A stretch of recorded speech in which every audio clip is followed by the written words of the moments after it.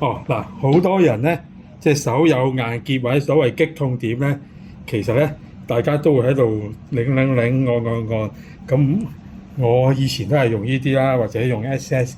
咁最近學完啲淋巴咧，發覺原來其實我哋只需要咁樣咧，個硬結就會冇咗噶啦。咁呢度係其中一個啦，再唔係咧，我哋其實咧。咁樣就啱啱已經做完一個手法㗎啦，咁樣就已經冇咗個硬結啦。大家如果睇到嘅話，你會發覺呢個肌肉咧就好順㗎啦。譬如好似呢個咁，就有啲硬地啦。嗱，硬地，我只需要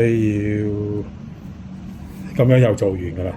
係啊，有機會見到大家，有機會大家上嚟咧，見到我喺度咁樣移下咧，其實就喺度破解你個擊痛點同硬結啦。咁你隻手咧就會鬆咗，咁啊唔使喺度咪坐啦，係啊。